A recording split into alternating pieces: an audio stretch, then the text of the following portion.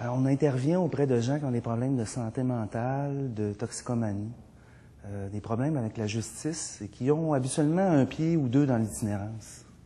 Donc, c'est des gens qui vivent des problématiques multiples. Bon an, mal an, c'est près de 2000 personnes qu'on accompagne au niveau des 6 volets de services existants. Services de crise avec les policiers, du suivi des densités variables, l'hébergement transitoire, du travail de rue, formation et développement du logement social. Donc, on est né dans l'intersectorialité et nous avons grandi là-dedans.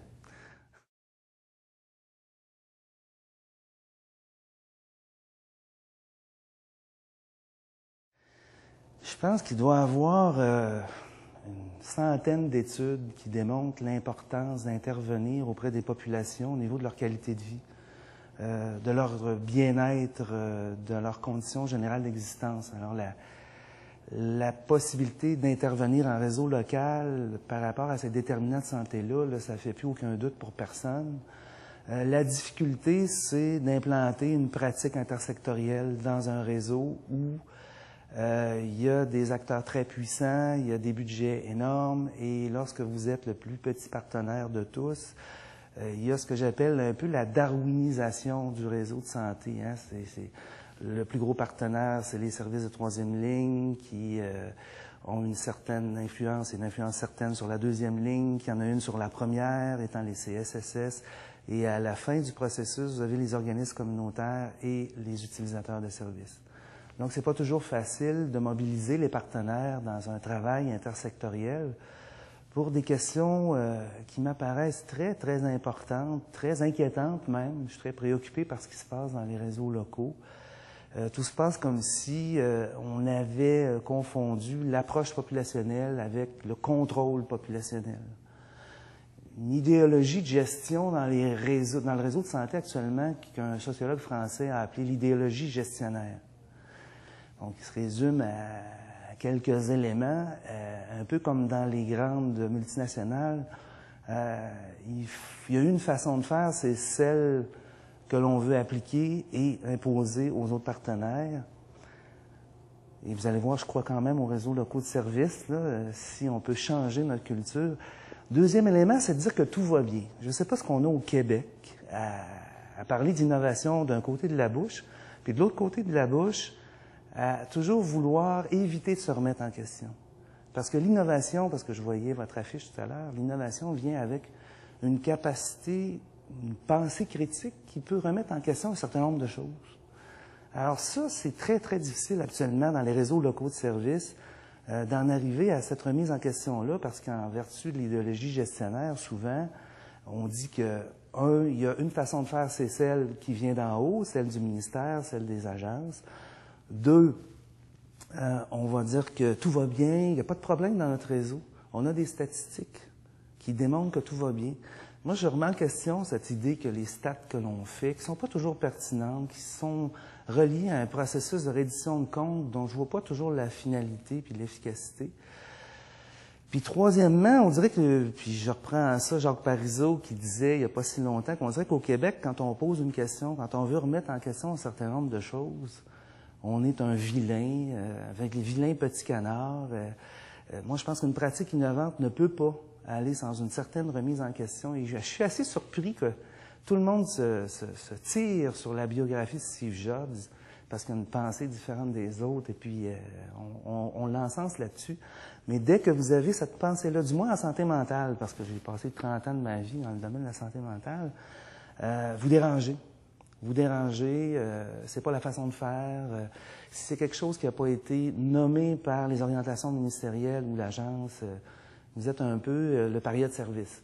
Donc, je trouve qu'il y a énormément de travail à faire pour que les réseaux locaux de services donnent les fruits qu'ils pourraient donner.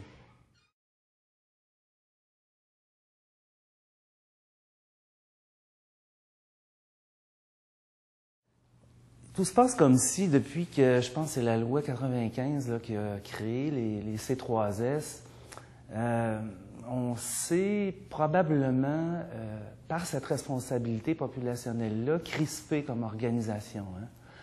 wow, on a dit demain, tout à coup, nous sommes devenus responsables d'un tas de domaines et de dossiers dont on n'avait pas la responsabilité avant. Donc, j'appelle ça une sorte de crispation qui a fait en sorte que dans les faits, on ne voulait pas se tromper, on voulait bien faire. Et en même temps, on s'est dit, la meilleure façon de faire peut-être, c'est de préparer un plan de match entre nous. C'était peut-être normal aussi à ce moment-là, puisqu'on jumelait ensemble des organisations qui n'avaient pas nécessairement choisi d'être mariées ensemble.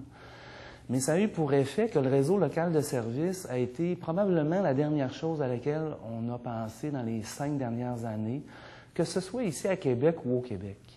Les informations que j'ai, en tout cas du moins concernant la participation des organismes communautaires à une réelle planification de services. Oui, il y a eu les plans d'action clinique qui ont mobilisé beaucoup les gens au début, mais je vous dirais qu'à Québec, il n'y a probablement pas 20 des plans d'action clinique qui ont été réalisés. Bon, soyons optimistes, 25 ce qui veut dire qu'on a mis tellement d'énergie à façonner les C3S et à s'imaginer pour certains cadres supérieurs de CSSS que la responsabilité populationnelle, il fallait aussi contrôler tout le processus des services qui en a découlé. Et aussi, certains collègues communautaires vivent ça comme ça, pensent que ça a été une opération aussi que, enfin, pour une fois, au moins dans le domaine de la santé mentale, comme on est des partenaires ou voire des compétiteurs dans le secteur de la santé mentale, on a dit, bon, on va d'une certaine façon régler nos comptes avec le communautaire, puis on va en faire des sous-contractants de luxe, à la limite, des gens qu'on va consulter si ça nous tente.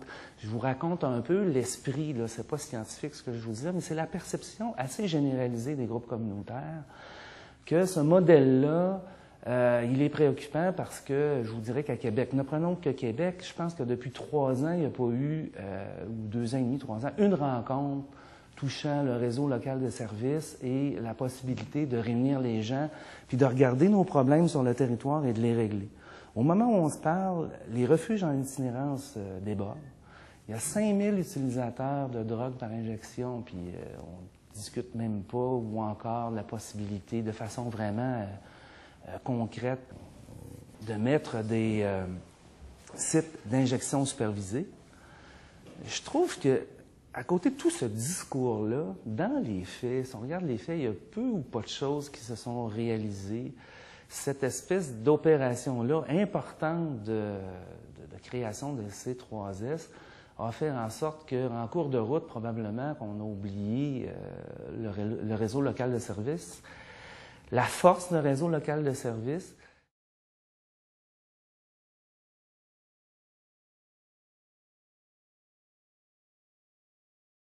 Au moment où on se parle, la répartition budgétaire, par exemple, parce que souvent, on ne veut pas en parler dans nos chaumières, la répartition budgétaire. Je vous donne un exemple.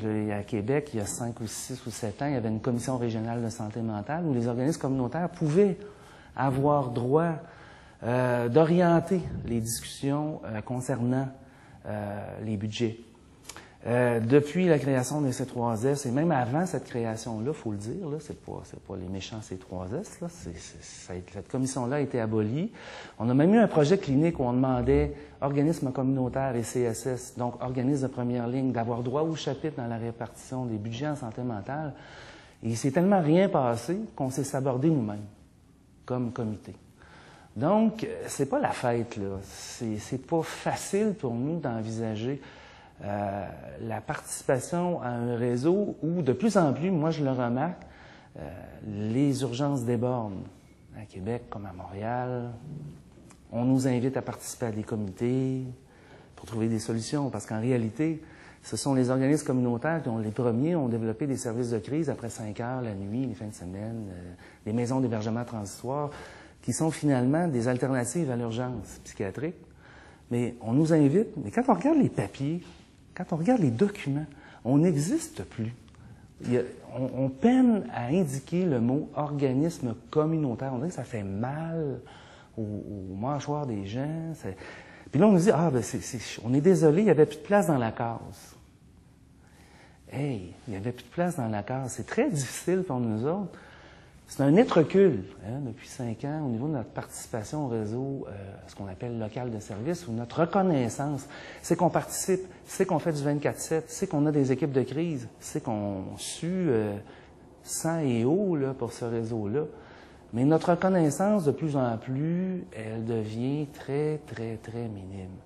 Donc, c'est très difficile de participer à un réseau local de service quand vous avez l'impression, tu sais, que les gros partenaires de ce réseau-là, disons, discutent entre eux des choses, ont un agenda, puisqu'ils se voient, puisqu'ils sont dans les lieux de répartition budgétaire. C'est qui décide des budgets? C'est le Forum des DG, c'est les psychiatres par leur organisation, et après ça, s'il reste quelque chose, ben, on vous appellera. Donc, une espèce de logique j'appelle ça de la darwinisation du réseau, la chaîne alimentaire, de la grosseur de nos organismes fait en sorte que ça fait très bien d'aller consulter le réseau local de services 1 fois par année, 2 fois par année, mais pour nous qui sommes sur le terrain, on est, puis je parle de 40 organismes communautaires à Québec, il y a vraiment une morosité, là. Houston, on a un problème, là. Houston, on a un problème, puis un sérieux problème.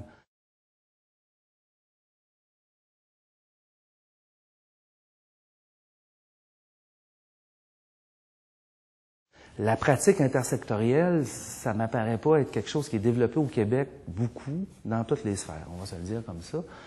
Peut-être qu'on pourrait se donner la chance de réaliser un certain nombre de projets. On a pris ce beau risque-là à Pêche de travailler avec les CSS de la région de Québec et des groupes d'utilisateurs de services en santé mentale dans un projet qu'on appelle le Plan novateur en santé mentale. Et ça a été l'occasion d'expérimenter la rencontre de nos réseaux locaux de services. Et c'est assez brutal, disons ça comme ça. Choc de culture, façon de travailler par rapport à l'innovation qui est différente. C'est qu'actuellement, en santé mentale, les instituts, tout le monde parle de données probantes, de pratiques innovantes et tout ça. Mais les pratiques innovantes, actuellement, viennent bouleverser la façon de faire en santé mentale. Bon, prenons par exemple le modèle des forces, le Strange Model, qui est un modèle développé aux États-Unis depuis 20 ans, mais qu'on a appliqué ici au Québec, et Pêche est un des organismes qui fait la promotion de ce modèle-là, qui vient changer et la façon de tenir des dossiers et la façon d'intervenir avec les gens, puisqu'on met l'accent sur les rêves, les aspirations, les intérêts des personnes, plutôt que les diagnostics. Tout le monde veut acheter ce modèle-là en disant « Hourra, hourra, c'est l'innovation, on va travailler avec vous autres ». Un des problèmes qu'on a, c'est quand on vient à appliquer des modèles novateurs comme ça, il y a non seulement un choc de culture, mais une résistance énorme des C3S à changer la pratique. Parce que si on change la pratique, il faut parler à l'archiviste par rapport à la prise de notes, l'archiviste ne veut pas bouger. Ça crée une cascade de réactions et de résistance qui fait en sorte que on tire sur le messager. Tout le monde veut l'innovation, mais tout le monde veut, c'est comme la chanson, hein, tout le monde veut mourir. Tout le monde veut aller au ciel, mais personne ne veut mourir. Mais lorsque c'est le temps d'appliquer ces pratiques-là, là, à ce moment-là, on assiste à quelque chose qui me dérange beaucoup. C'est qu'on se dit, ben, on va s'en faire un modèle des forces pour notre réalité. Wow! C'est qu'on est en train de vider l'innovation de sa substance pour dire, mais comme on ne peut pas changer nos façons de faire dans les CSSS parce que votre modèle suppose qu'on travaille autrement, qu'on travaille davantage dans la communauté, qu'on prend des risques beaucoup plus grands à l'égard, par exemple, des personnes utilisatrices qui disent « Moi, je vais aller rester en logement, je suis dans une ressource intermédiaire, je vais aller rester dans un logement. » Nous, on va suivre ce plan de match-là avec la personne. Là, ça dérange les façons de faire et à ce moment-là, on crispe puisqu'on dit « Bien, on va se faire un modèle qui correspond à notre réalité. » L'innovation, il y en a une, il n'y en a pas 10. Si vous prenez une innovation, vous la videz de son contenu, à un moment donné, là, ce ne sera plus une innovation, mais on va dire... Donc, on a l'impression un peu qu'on est vampirisé dans un système comme ça. On prend le meilleur de ce que vous avez, on part avec, on le change dans la réalité des faits, et ensuite, on dit, nous aussi, on travaille avec le modèle des forces. Et moi, je trouve que ça pose des questions éthiques très, très graves.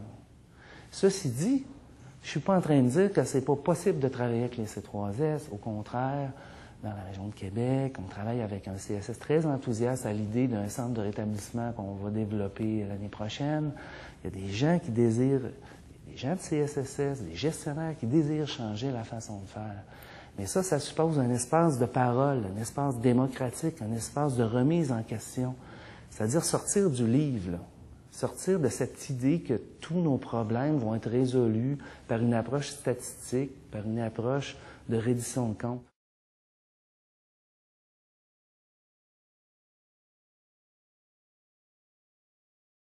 Il faut aller vraiment cerner les besoins de nos populations.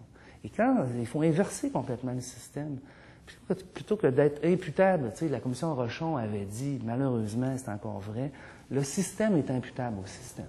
Il n'est pas imputable aux citoyens. Et c'est encore ce qu'on vit de façon plus rugueuse, de façon plus évidente depuis 5 ou 6 ans. Alors, c'est très important de partir de la réalité des gens qui vivent les problèmes et de leurs représentants. Puis à ce moment-là, on va façonner un système de santé mentale qui va être beaucoup plus près des besoins des gens. On va désengorger les urgences, puis c'est possible de désengorger les urgences. C'est possible de réaliser les rêves qu'on a en santé mentale pour peu qu'on remette en question un certain nombre de choses, tu sais. On a un peu l'impression depuis 5 ans que l'agenda il est dicté par le cabinet du ministre de la Santé, il est dicté par ce qui se passe au niveau des directeurs des C3S, mais c'est un peu normal parce qu'ils sont entre eux. C'est comme si, lorsque vous n'êtes jamais là où les décisions se prennent importantes, c'est normal un petit peu qu'on vous oublie, c'est peut-être ça. Mais en même temps, les rapports de force, je ne suis pas en train de dire que les rapports de force qui font que notre système de santé est ce qu'il est vont changer demain matin, là. Mais j'aurais cru et je crois encore que si on fait des choix un petit peu plus démocratiques, un petit peu plus ouverts sur des modèles différents, on va réussir à désengorger nos urgences. C'est pas possible qu'on utilise toujours depuis 30 ans les mêmes solutions, les mêmes problèmes. Tu sais, développer des ressources intermédiaires, développer des RI pour désengorger les urgences, ça marche pas. Puis on continue de développer les mêmes solutions tout le temps. Et nous, on est aux tables je pense que ça fait 20 ans que je dis les mêmes choses. Ça fait 10 ans que certains personnages disent qu'il faut renforcer les services de proximité de première ligne. La commission Claire l'a dit. Il y a des tas de rapports qui l'ont dit. Force est de constater que, politiquement, cette décision-là de mettre plus de budget en première ligne, elle ne se prend pas. Il n'y a personne qui ose la prendre parce que les lobbies sont très, très forts derrière. C'est parce qu'à un moment donné, c'est un piège à con, là. Je veux bien qu'on soit dans un réseau local de services, mais si, dans les faits, et c'est un peu ce que les 40 organismes communautaires de Québec réalisent, c'est que on en a marre de discuter des mêmes problèmes puis d'apporter les mêmes solutions qui ne fonctionneront pas. Mais il faut vraiment être capable d'innover, de se remettre en question vraiment. Et je vous dirais, moi, depuis les 5 ou 10 dernières années, ça a été possible de faire de l'action intersectorielle, mais pas avec le réseau de la santé. Ça a été possible avec le service policier de la Ville de Québec. Ça a été possible avec l'OMHQ de Québec. C'est possible avec le réseau judiciaire et correctionnel. Je pourrais vous donner un tas d'exemples concrets de ça. Mais le réseau le plus difficile à faire bouger, c'est le réseau de la santé. C'est paradoxal, mais c'est ça. Alors moi, je pense qu'il faut vraiment mettre en chantier au niveau des observatoires, au niveau de... C'est vraiment quelque chose qu'il faut se remettre en question. Et on discutera tantôt de comment on pourrait faire ça. Il y a des solutions à tout ça aussi, là. Je fais un constat peut-être un peu brutal de certaines choses, mais je crois vraiment qu'il y a des façons de changer les choses de façon graduelle. On pourrait se donner un programme que d'ici 5 ans, on change vraiment les choses.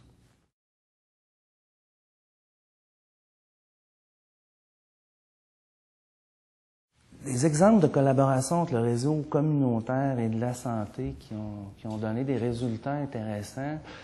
Il y a eu une amorce intéressante de changement de pratique dans le cadre de ce qu'on appelle ici à Québec le plan novateur en santé mentale, où on a accompagné la sortie d'une 40aine de personnes de l'Institut de santé mentale dans la communauté. Des gens qui avaient plus de 15 ans d'hospitalisation. On a créé une équipe régionale qui est une équipe mixte, faite d'intervenants des CSSS et de pêche comme organisme communautaire et d'une représentante des groupes d'utilisateurs de services en santé mentale. Ça a été une opération, quoique difficile sur le plan du choc culturel, sur le plan des pratiques, sur le plan de la difficulté de remettre certaines choses en question. On peut dire qu'on a réussi à permettre à 40 personnes de vivre une meilleure vie dans la communauté, une vie un petit peu plus citoyenne. Ce que ça a posé aussi comme réalité, comme problème par rapport à nous, comme organisation locale de services, c'est que les CSS ont manifesté, parce qu'il y a deux CSS dans ce projet-là de Québec, ont manifesté l'intérêt de poursuivre un co-développement, de poursuivre ce que cette espèce de nouvelle pratique-là, parce qu'il faut dire que c'est pas c'est très rare.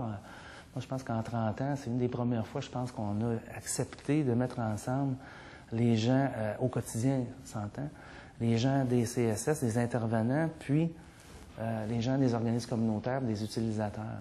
Et ce que ça pose comme défi pour l'avenir, c'est très, très clair, c'est comment on pourrait apprendre à mieux travailler dans un processus d'organisation locale de services sans qu'on sente que la pression des gros partenaires sur le plus petit résulte dans un passage difficile pour le plus petit partenaire parce que dans notre réalité de tous les jours, les organismes communautaires, on a moins de reddition de comptes à faire. C'est plus facile de tourner, on dit souvent, on tourne sur un dissous.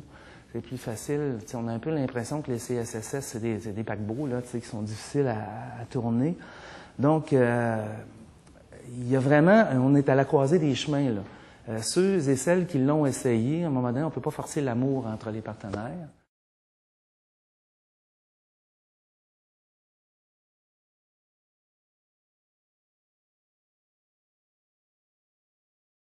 Il faut vraiment qu'on ait... on soit capable de réaliser 3 conditions pour que les projets fonctionnent dans une approche intersectorielle. La première, c'est qu'il y a une confiance entre les partenaires. C'est fondamental, la confiance. C'est pas toujours facile à installer. On l'a vécu dans le plan novateur.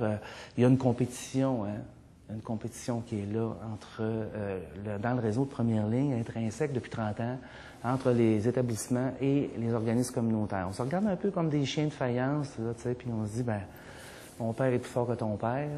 Donc, c'est difficile à défaire. Donc, il y a une rivalité pour les mêmes budgets, mais il faut passer par-dessus ça et vraiment créer un climat de confiance qui n'est pas facile, mais qui est peut-être possible avec certaines personnes, dans certains projets, à certains moments. Parce qu'il faut éviter vraiment, je trouve, d'appliquer les mêmes recettes partout, tout le temps, dans les mêmes projets, parce que ça a fonctionné dans un projet, on fait du copier-coller de ça, puis on va dire, on va faire la même chose à Laval, on va faire la même chose à Gaspé.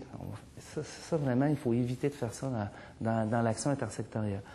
La deuxième condition, c'est une vision partagée, une vision commune des acteurs. Si il y en a un qui va complètement à gauche, puis l'autre complètement à droite, puis on n'a pas un commun dénominateur qui permet, au niveau des pratiques, de dire, bien, on va agir là-dessus. Vous savez, tout le monde souffre dans l'innovation. À la pêche, ça a pris au moins 5 ans avant de changer notre paradigme d'intervention d'un modèle communautaire qui était déjà intéressant, je pense, vers le modèle des forces. On a souffert. Je peux vous dire qu'il y avait des résistances à l'interne. Mais si on n'accepte pas d'avoir dans nos organisations CSSS ou autres, cette même souffrance-là. Donc, si on n'ouvre pas davantage sur la possibilité que les intervenants de terrain prennent des risques, gèrent des risques, on n'arrivera pas à changer, ou du moins, avec les organismes communautaires, on a cette vision-là ne sera pas nécessairement facile à partager. Donc, outre la confiance, outre la vision, c'est d'accepter aussi l'expertise de l'autre. Ça, c'est pas facile. Ça, c'est pas facile actuellement. Dans la course, si on veut, à la reconnaissance de nos pratiques, les CSS et les organismes communautaires de l'autre côté, il faudrait qu'on puisse accepter qu'un petit joueur, qui s'appelle les organismes communautaires, ait un caractère innovant que le gros partenaire n'a pas. Et ça, sans que ça devienne, à un moment donné, moi, t'en vas dans le détour, mon petit maudit. Tu sais, c'est accepter qu'il y a un des partenaires qui a développé quelque chose qui peut être un plus pour la communauté et accepter d'apprendre de lui. De la même façon, le communautaire pourrait accepter d'apprendre des CSS. Et à ce moment-là, on aurait des pratiques drôlement intéressantes, nouvelles. Il y a tout un chantier à développer là-dessus parce que force est de constater que depuis 30 ans en première ligne, en santé mentale, ce que je connais, il y a peu ou pas, outre des concertations, des discussions sur la circulation des personnes dans les systèmes, parce que là, évidemment, actuellement, ce qui m'inquiète, c'est que le credo de la hiérarchisation des services, c'est le bon patient, le bon client, dans le bon service, à la bonne heure, avec le bon intervenant, bon, etc., etc. Moi, là, je suis très préoccupé par ça. Je n'y crois pas. Je n'y crois pas tellement. Je sais bien qu'il faut organiser les services, mais ça me fait penser à la bonne boîte de conserve sur le bon rayon du maxi, le jeudi matin, quand le consommateur est prêt. C'est du just in time. C'est une vision. Les êtres humains ne sont pas des boîtes de conserve. Et moi, je m'inquiète beaucoup de ce qu'on hiérarchise des affaires qui, finalement, impacte beaucoup sur la hiérarchisation d'une organisation sur l'autre. On a vraiment une vision très hiérarchique dans notre réseau qu'il faut repenser, selon moi. Puis je me dis que la bonne personne à la bonne place, dans le bon réseau, force est de constater qu'à l'analyse des résultats du plan d'action en santé mentale 2005-2010, on est loin de ça, là. Et c'est peut-être parce qu'on a visé ça qu'on est passé complètement à côté de nos cibles. Et je dis pas qu'à un moment donné, il faut pas une rationalisation de nos services puis des horaires qui sont clairs pour la population. Mais ça, là, la bonne personne à la bonne place dans le bon service, ça donne ce que l'on vit sur le terrain aujourd'hui. Des urgences qui continuent de déborder, une réalité communautaire, bon, par rapport à l'itinérance, par rapport à des gens qui ont des problématiques multiples qui n'est pas réglée, des listes d'attente longues, des mois durant. Les listes d'attente de première ligne sont un problème très grave au moment où on se parle, et chez nous et dans les CSSS.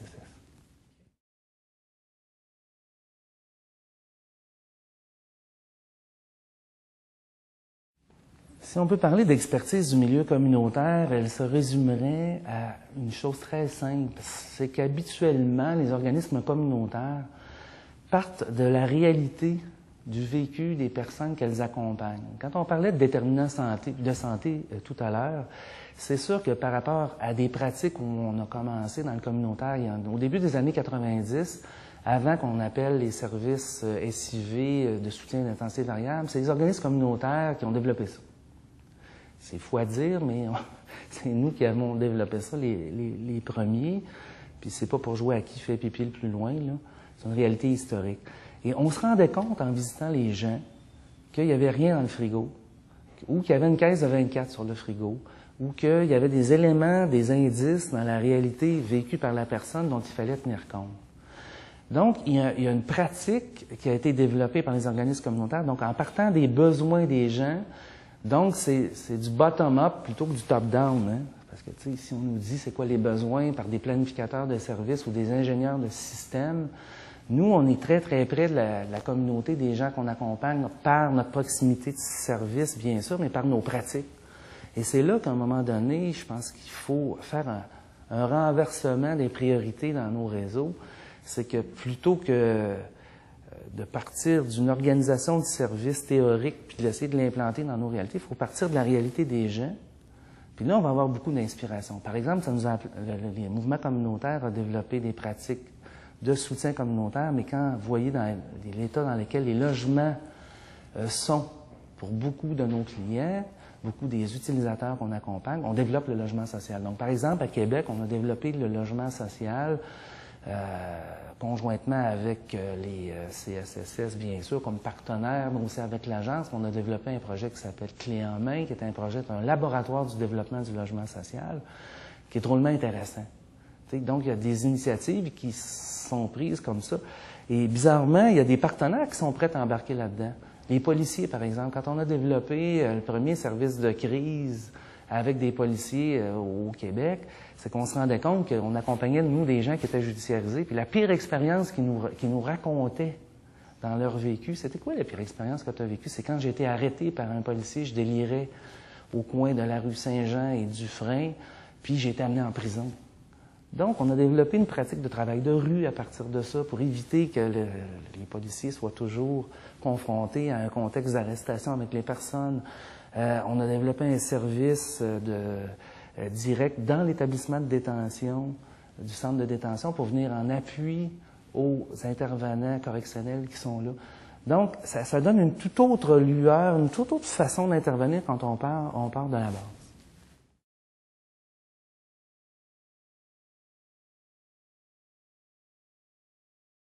Les défis de la collaboration intersectorielle, c'est qu'il faut vraiment, vraiment développer.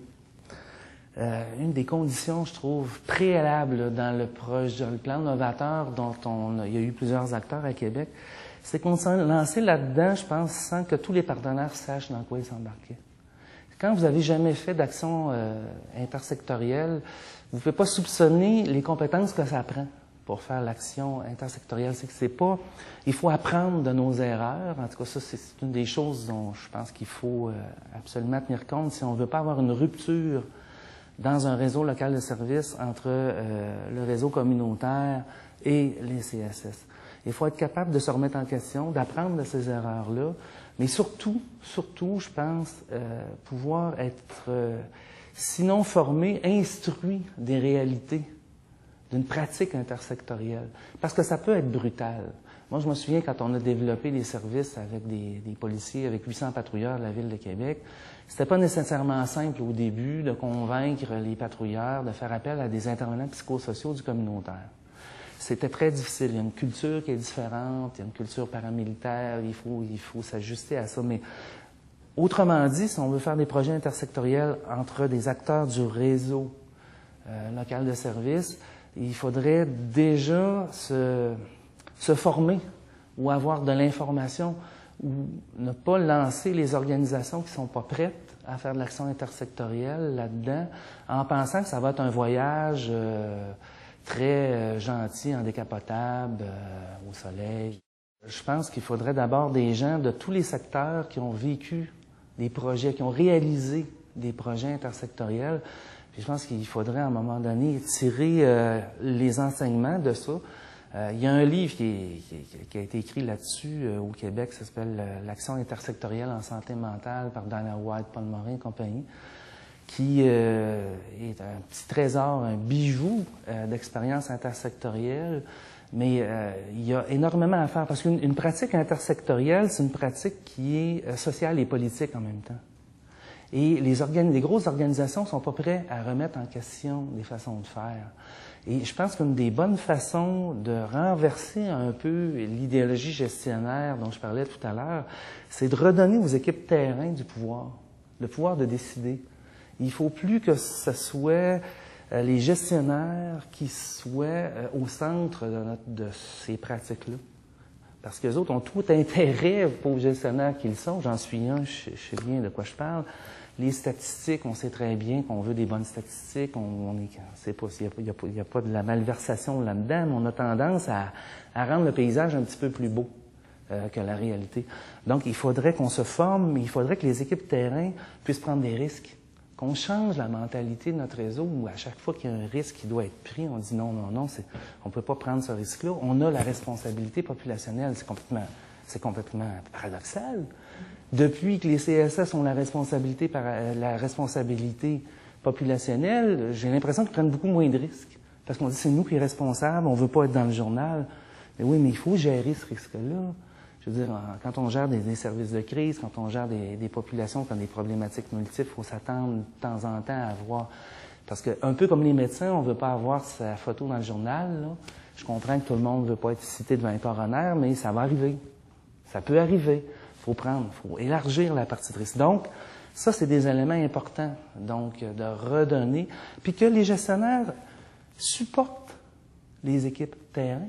Et non l'inverse. Je veux dire, ça sert à quoi un gestionnaire s'il ne supporte pas de façon clinique ses équipes, s'il ne permet pas à ses équipes de prendre beaucoup plus de risques et d'innover puis de se tromper? Il faut apprendre à naviguer à vue, comme disent les Italiens. Les Italiens ont fait une réforme en santé mentale très importante.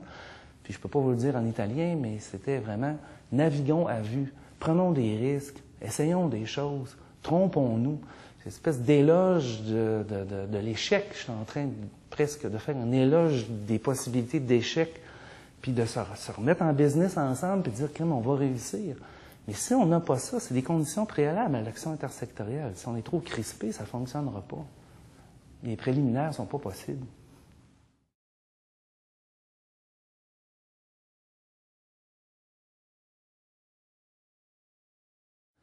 Plan novateur en santé mentale, ben c'est une idée de sortie d'une quarantaine de personnes de l'Institut de santé mentale de Québec, des gens qui sont entre 50 et 70 ans de mémoire, qui ont plus de 15 ans d'hospitalisation. Certains en ont 25 ou 30, et puis on a eu l'idée de créer ce qu'on a appelé un plan novateur en santé mentale, donc une équipe régionale qui était faite des organismes communautaires, Pêche en particulier, La Pure aussi, qui est une association de personnes utilisatrices en santé mentale, et 2 CSSS. Et on a dit comment pourrait-on travailler ensemble dans la perspective du rétablissement, qui est une philosophie en santé mentale qui est nouvelle, mais comment pourrait-on avoir les meilleures pratiques possibles pour accompagner non seulement la sortie des personnes qui le désiraient de l'Institut vers la communauté, mais comment on pourrait continuer après à supporter ces personnes-là. Et ça a été une réussite du point de vue, en tout cas, des utilisateurs. Ça a été, en tout cas, selon les sondages de satisfaction qu'on a passés, très probant pour les personnes elles-mêmes. Ça a été plus difficile pour les organisations entre elles qui ont présidé à la sortie de ces personnes-là, mais c'est peut-être une amorce possible de travail en réseau local de services qu'on pourrait regarder comme étant à la fois une réussite pour les personnes utilisatrices, mais comment on pourrait mieux travailler dans l'avenir, dans la préparation des organisations à un processus comme ça, là, de mieux travailler comme organisation ensemble.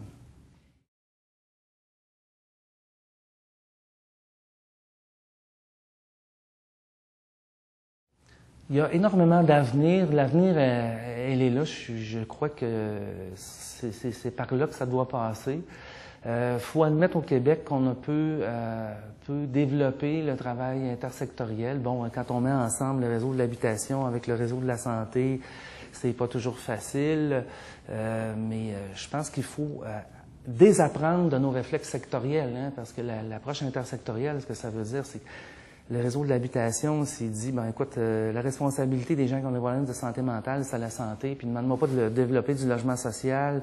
Puis inversement, si on laisse les gens développer du logement social sans supporter le réseau de l'habitation auprès des personnes qui sont là, ça fonctionnera pas.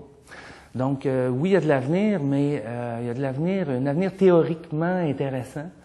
Il y a peu d'expériences qui ont été réalisées. Je pense qu'il faut développer les expériences, mais en même temps apprendre davantage sur les conditions qui permettent à un projet intersectoriel de réussir. Et ça, tout le monde peut apprendre, mais ce que ça peut vouloir dire, en tout cas, ça va demander énormément de souplesse des organisations, une capacité de remise en question de ce qu'on fait, puis en même temps, un espace de parole.